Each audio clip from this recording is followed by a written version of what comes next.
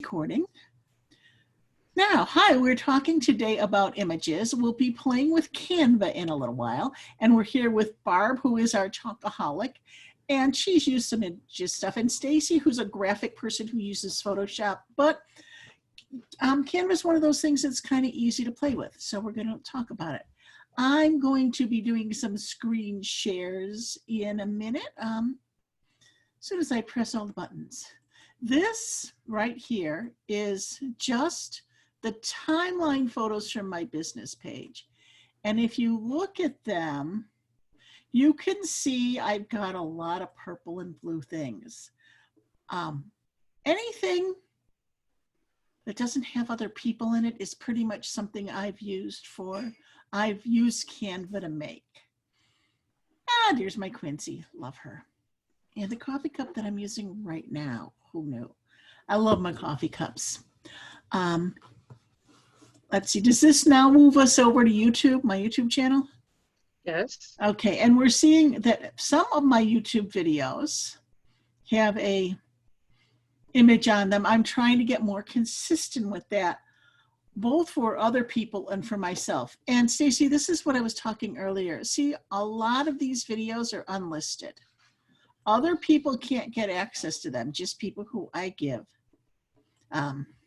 Public, other people can't have access to. I don't have a whole lot of public videos on YouTube.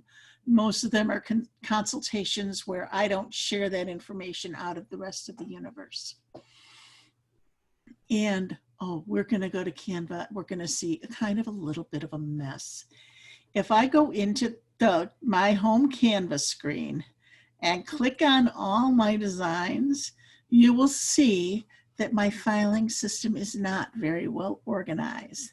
There's a lot of images, and some of them could be kept and some of them could be gotten rid of.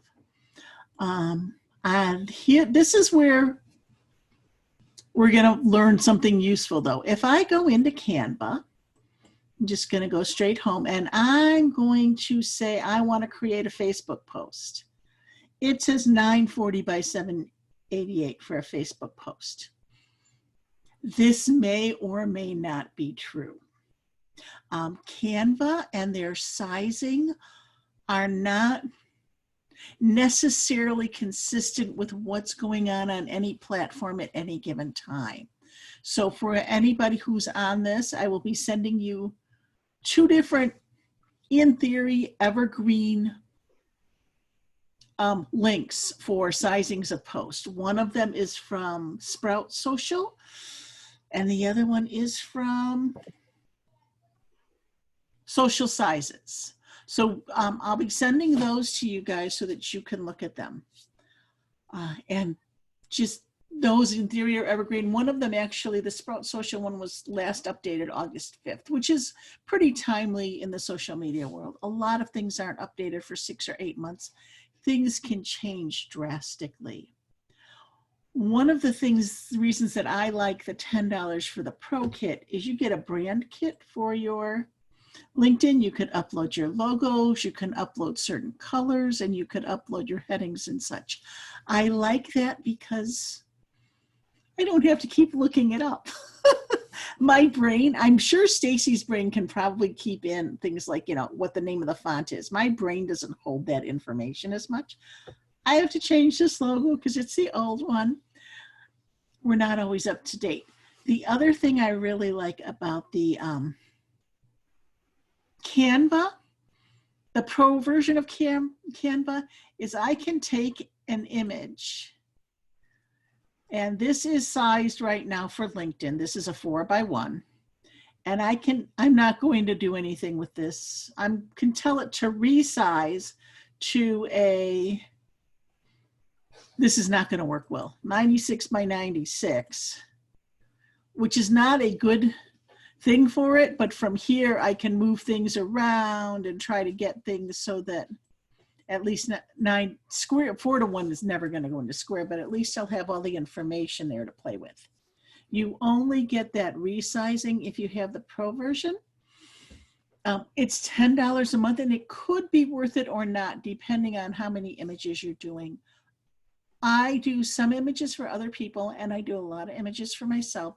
So for me, that extra few dollars is just, it just makes things easier, because anytime you can manage to, you know, cut out a few steps here or there, that's always great. The other thing that Canva recently changed, so they have photos, lots of different photos that they have. And it used to be that you got charged $1 for each photo, which is not a lot of money. But even if you had the Pro, you got charged $1. Now with the Pro, there's a lot of images that you can use for free with the Pro plan, which if you were using their images, that could also add value to you. I've used a few of their images, not a lot. I actually kind of like this guy.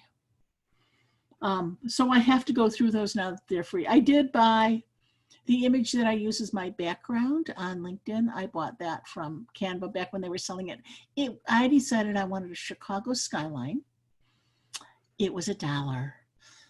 I figured for $1, I could afford that instead of driving all the way into Chicago with my camera, take pictures, come back, resize. So it was perfect.